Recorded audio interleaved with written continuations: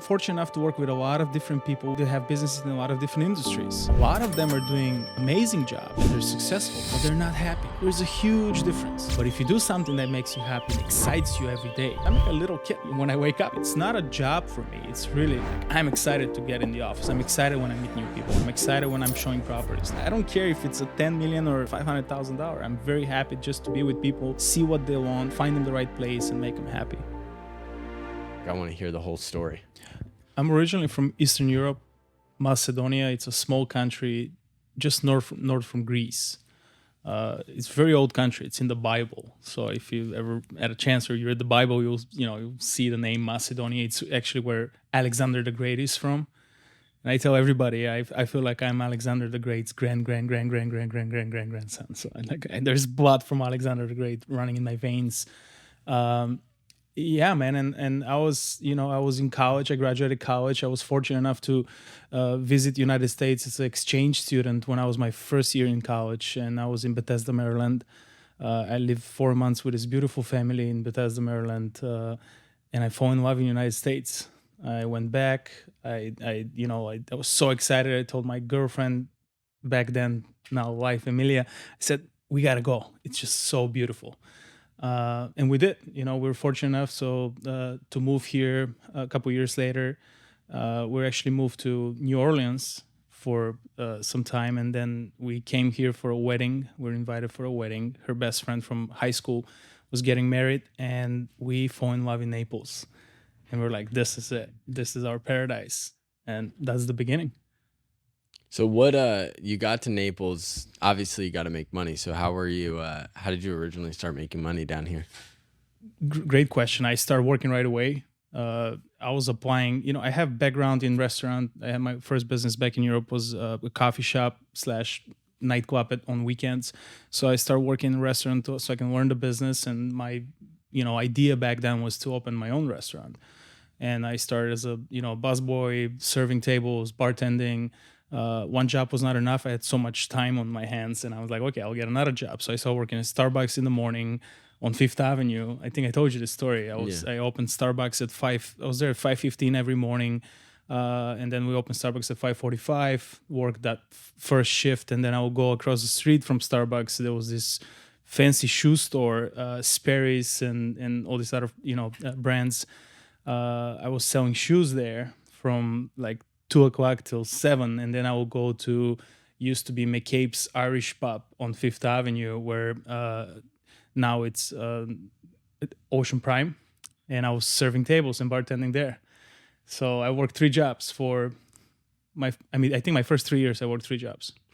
Yeah, I didn't have a day off, and I loved it. I didn't, I'm not saying this to complain, but I loved working. I was grinding. I had a vision, and I know I was going towards something. I just didn't know back then that I would do real estate, but I was building, I like to say, comfort for myself. So I can, the first year I saved enough money on the side so I can, if I stop working, I have enough to support myself and my girlfriend, rent, money, food, money in the bank for savings account, food, gas for my car, insurance. So I was very good at taking notes, and I was like, okay, I spent this amount of money a month. I need to save this much money so I can be comfortable the next 2 years if I stop working today. I still have the same mindset. I think that's such a mindset shift, being that you're so much more resourceful, but then it also allows your decision making to be so much more free, because so many people live handicapped by their job because they're living paycheck to paycheck constantly. And until that next paycheck comes through, they are kind of like in this holding pattern of like, I have to work every single day. Like you're just kind of in this rat race, I guess is the great way to put it. How is that transferred into real estate now? Because every real estate agent that I personally know has been unable to do what you've done, which is build a real business in your real estate. Well, first of all, it helps the saving mentality. It helped me so much in the business that I am in today. Because real estate, it's tough, man. I mean, there's over 11,000 real estate agents in Southwest Florida. It's like the most competitive business. And I'm not joking. Like, it's the easiest, hardest job in the world. You have a closing, you're fired. You got to find another, customer. You got to keep that pipeline busy all the time. so you can be excited, and you will be excited to wake up and say, I want to work, and I want to find another buyer, make another deal. And that saving mentality from my earlier days helped me so much, because business goes up and down. Any business is the same. So when you're down, then you can focus on other things, improvement, read more books, meet new people. I always focus on, the relationships I have to get them stronger. So how can I be a better friend to you? How can I be a better client to my, how can I provide better service to my clients? And that how I implement that mindset of saving, hard work, mentality into the business today. And I just don't look back. I don't look on the side. I have a mentor who always says to me, Blaze, you got to put the blinders on, and then just, focus on your goal and keep pushing every day. And that is another really interesting point. Your network of 9-figure, 10-figure people is robust. You've sat with me before and been like, yeah, if there was a award for who has the most mentors, I'd win that award 10 times out of 10. What do you what do you attribute that to? Well, I attribute it to, I was raised, my father, built his own business back in the day. I was very fortunate to be with him in many occasions, and he was the guy who was, acting the same with the secretary of the company, with the common worker, with the driver, with the CEO of the company. He was respecting everybody. He was shaking hands with everybody. And I was watching this. He was always a guy who showed me example rather than talking to me. I was driving with him in the car. He would always ask me, like, what do you want to do Saturday? Like, you're done with school. You want to come with me? You got to go to this city. I have work to do. And I was excited to go with him because I was learning everything. It was fun to me. And, I learned from young age that people buy people first. I'm not in a business to sell real estate. My, network, my high-end clients, they know what they're buying. They know what they're looking for. I'm just here to help them and make that process amazing for them. I make them happy. Convenience for me, it's a big thing. I want to save them time.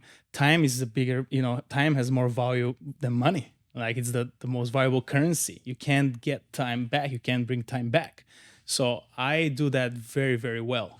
And I help my clients enjoy their time with their families. So I do the work for them, and they're happy in the place they're buying. And then a couple years later, they decide to buy a bigger house. I'm here for them too. So so I think that's another interesting point. Your ability to look at your client base and understand that they have different problems than because I think real estate agents are everybody's looking for the real estate way of doing things. So it's like people are, going on Instagram and looking at all these different frameworks on how to bring value. But I think what you have instilled in me, and what you've just talked about in general, is long-term growth over short-term profit. Yes, 100%. And 100%. Talk to me about how you do that and how you understand your current clients' problems and how you solve that and how you go above and beyond in solving that. I think it's a great question, because if you focus, a lot of agents, especially new agents now, they'll get a lead, they'll have a buyer, and they'll show them properties. They focus on the commission. They focus on, I'm going to make this much money.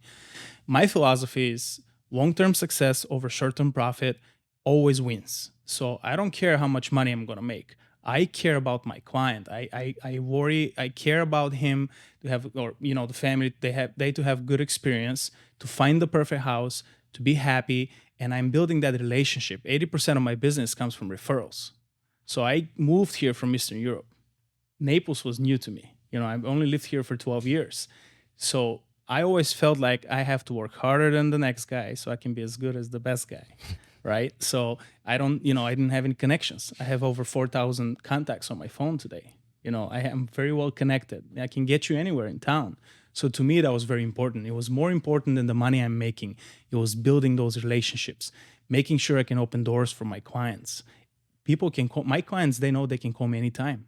I have clients calling me, clients that bought, $30-40 million of properties throughout the years with me.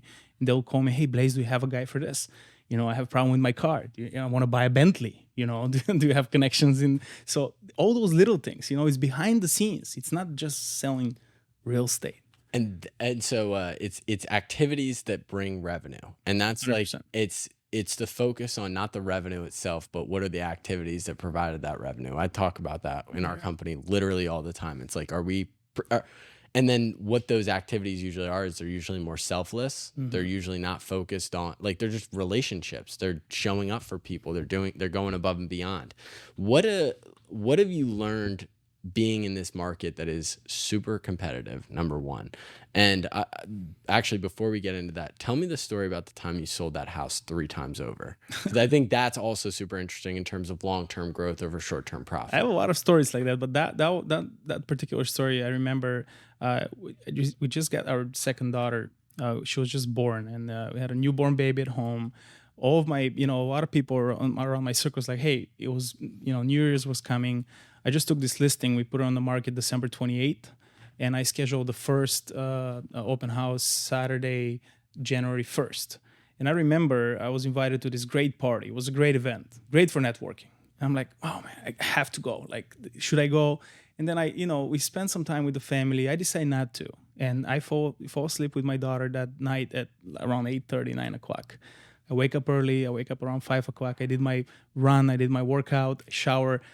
The open house was scheduled at 1 o'clock. I told my team, let's meet there at 12. It's a big house. Let's just do the walkthrough. Make sure all the lights are on. The house looks great. Put some music on. I was there at 10 o'clock. At 10:30, and I put the sign. Every time I go earlier, I would just put the open house sign, you know. So put the sign.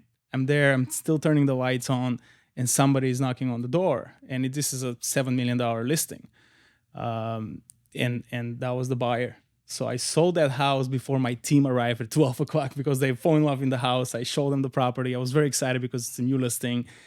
They fall in love in the house, and when they left, I electronically sent them the contract right there in the kitchen.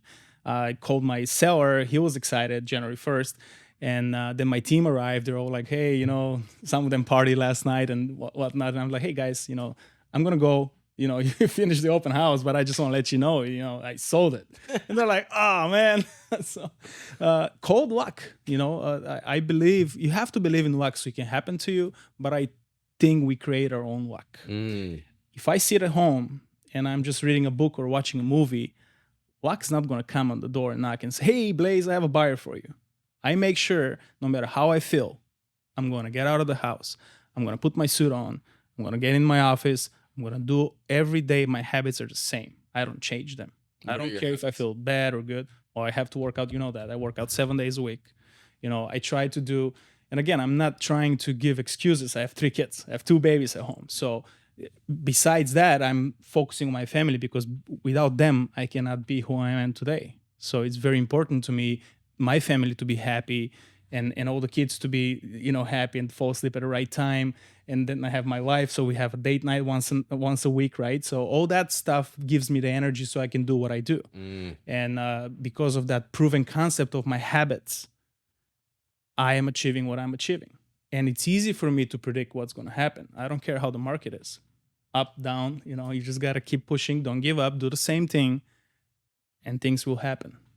What have you seen in the current real estate market? Obviously, as somebody that is a top, I don't know what the numbers are exactly, but top producer in this area that is seemingly a little bit of a bubble, I guess, in terms of like what it feels like outside. What have you seen?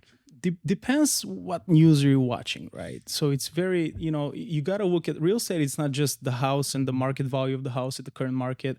There's a lot of things involved. Money are expensive right now. So we're at 8%. That's going to go even higher, I think. That the interest rate's going to go a little higher. So a lot of people, a lot of wealthy people are keeping their money, but also a lot of wealthy people are like, okay, so my money are making, 5% in the money market. I can borrow at 8%. If you keep the money, your cash in the money market, they're making 5%. If you borrow money to buy a house at 8% and you're making 5, you're basically just paying 3% interest rate. So people with money, cash is king. Cash always been king. So if you have money, you can do a lot of moves. But for first-time buyers, it's a little difficult. But there's a lot of programs out there that you can, if you know the right mortgage lender, if you know the right people, you can help those first-home buyers. So the best time to buy real estate was 5 years ago, and I will tell you the same thing 5 years from now. So don't wait. A lot of people, especially younger guys, if if you're paying rent, you're better off just putting those money into the property you'll buy. And the first property you're going to buy will become your rental property. Mm. That's what I did, and that's what I'm doing. Every time I buy another house, I'm not going to sell my old one. I will just keep it as a rental property, and then you upgrade. What is your activities for manifesting? Because we talked about it the other day. And I thought it was so interesting. So what do you do for manifesting? So I practice manifesting a lot, and one of my biggest thing is my Friday run on the beach. I have, every week, again, the schedule is the same.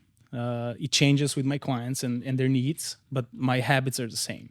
So I work hard, and then Friday comes, and I'm looking forward that Friday because I'm running on the beach, right? We're going to run this Friday. And I manifest. I manifest when I'm running on the beach. I'm looking at these beautiful properties down in Port Royal, in Old Naples, and I'm just, I'm a big dreamer. I have big fantasies. And growing up, a lot of people will say, oh, like people try to bring you down. When you start sharing your energy and you start sharing your dreams to people, that's why you have to select who you're going to talk to, because you can accept my energy very well, but a lot of people, they don't accept that because they don't like that. They don't understand the concept of your higher self, that's your subconscious mind, and they don't understand that. And then when you tell them something, you share a big dream with them, they'll try to put you down. So be careful who you're sharing your dreams with, because that energy goes back and forth, right? So you can share a good energy with somebody, but they can bring you bad energy back. Yeah. So you go on these runs, and what are you thinking? I hate running. Yeah.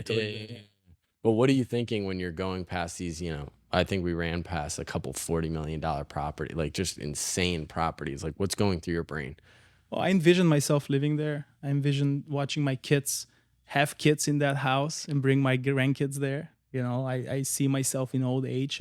My father unfortunately passed away very young. He was my first mentor, my best friend. He passed away when he was 62. And I always dream about being, see myself in old age in 80s and 90s. And one of the reasons I work out every day is I invest in my body. I invest in my health, my well-being. So I dream. I daydream, as they like to call it. That's so important. So I want to talk about from a real estate perspective, because you're actively looking for real estate agents right now that are doing $5 to $10 million. $5 to $10 million, not brand new, but being in the business for 2 to 3 years. I was always asking the question when I was in my first couple of years. I reached 12 million, then 15. Then there was a year that I went back to $8 or $10 million, and I was asking everybody, hey, how can I get to 20 million? How can I get to 30 million? And nobody really knows the answer, because people just get into their niche and way of doing business, and they get in that habit and they just do the same thing, and things happen. But I figured out a way where you can put yourself out there, meet a lot of people, and I share that with my team. And once you meet a lot of people, then you have to ask the right questions. You don't want to overwhelm people with questions that make no sense about your future year, you're building your business. You want to ask the right questions. So I'm growing a team. We have 4 people right now. We're gonna go up to 10 by the end of the year, and just work, grow easy. But I want to make, there's nothing better when you see somebody in your team that's hungry and learning. It's achieving their goals, and that makes me very happy. I'm very busy in what I do because I'm also building, my life. But I'm not a day-to-day coach, but I'm a very good mentor. So that's a great benefit for whoever joins the team. Yeah. Again, I attribute it, like, so many people use real estate as like a lifestyle business where they're just like, I'm just here to do, I'm here to make my whatever it is, 15 million a year, make my commission check, keep it moving. But again, you've built a name for yourself, but a name for your organization as a whole. What are some of the activities that you've done as a real estate agent? More specifically, talk about how you meet people, because I think it's really interesting. And also, I just don't see the way that you just move different. So, like, explain to me how you how you go about meeting people and building your network? It's a great question because people, they write books about this. They'll write 10 books and you read the whole book and you're like, okay, I didn't learn anything. I need it. Yeah. It's only two things, you know, you smile and you say hi first. Okay. So anywhere I am, like gas station, the gym this morning, you know, the office, Starbucks, restaurant, I'm always the first guy who smile. I always put a smile on my face and I say hi. And that's it, man. That breaks the ice. And then people, you know, you look people in the eye. You got to be an honest human being. You know, today we live in a world where everything seems crazy. You're on this social media, you see things that they're not real. You know, if you're smart enough, you got to ask yourself, is this what kind of a filter is this? Is this real? You know, so we don't know if what we're seeing it's a good information or a bad one. So but if you don't watch that, you're gonna be misinformed, right? So you have a little bite of that world, read the books and meet the right people, and you're gonna know if you're a good human being. You're gonna know who the right people are, and you're gonna sense their energy. If you see a bad energy, you move on. You know, you wish them a good day and then you move on. But if you find a good one, you know, invest in that people, invest in that person. But authenticity is 100%. Authenticity, just be yourself. And that's one of the things that we talk about with you. You love what you do. Yeah. And I think that's such a differentiator in terms of people, and like especially real estate. Mm-hmm. How many real estate agents, if you ask them behind closed doors, do you actually enjoy your job? How many of them would actually say they do? And not just real estate. You know, I'm fortunate enough to work with a lot of different people that have businesses in a lot of different industries. A lot of them are doing amazing job and they're successful, but they're not happy. There's a huge difference. There's a huge difference to do something that doesn't make you happy, and then you got to do it because it makes good money, but then you kind of get the money for happiness. You're miserable. But if you do something that makes you happy and excites you every day, like I'm like a little kid when I wake up, you know, like my 9-year-old Bella. Like I'm as happy as she is to go to school and meet friends and just do all the fun stuff they do. I feel the same. It's not a job for me. It's really like I'm excited to get in the office. I'm excited when I meet new people. I'm excited when I'm showing properties. Like yesterday, I showed 4 properties at $4 to $5 million. The day before, I showed a couple, condos. They're $300,000 to $500,000. I was the same. You know, I don't care if it's a $10 million or $500,000. I'm very happy just to be with people, see what they want, find them the right place, and make them happy. And like when you're meeting just different people, like you actually are somebody that you were just saying could be a $300,000 property or a $30 million property. With the way that the market shifted, have you guys had to push a lot more volume? And then how does that change how you operate from a business perspective? You got to always change in the real estate. Market never is going to be the same. Like last year's market was different than 2 years ago, and then the first year when I started, I remember everybody was saying, "Oh, it's such a tough market." It's never been easy. You know, nobody's going to call you and say, "Hey, I want to buy a $10 million house." You got to go out and hunt every single day.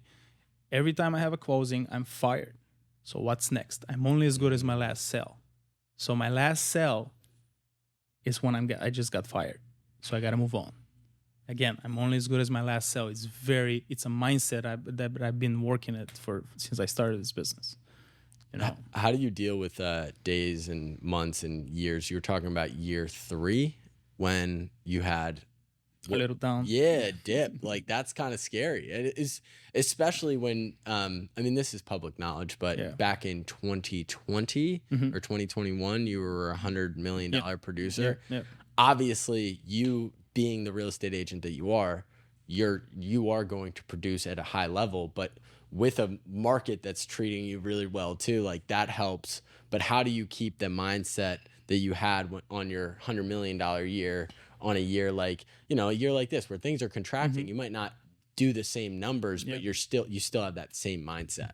So great result comes with perfect practice, right? So I've been practicing for that $100 million year. So same like I'm practicing now for my next $200 million milestone, 3, 4, 5. The sky's the limit. You can sell, as many real estate as much real estate as possible. But it goes back to my saving mentality. People and clients, especially wealthy clients, if you don't have money in your bank account, they'll smell your fear. So once I have that, even when I was serving tables, even in real estate, I don't overspend. You know, I can stop selling today and I'm okay for 2 years. Zero working. So that's my, I'm not afraid when I go on a $20, $30 million listing, or I have a buyer that's buying a $10 million house. I have money.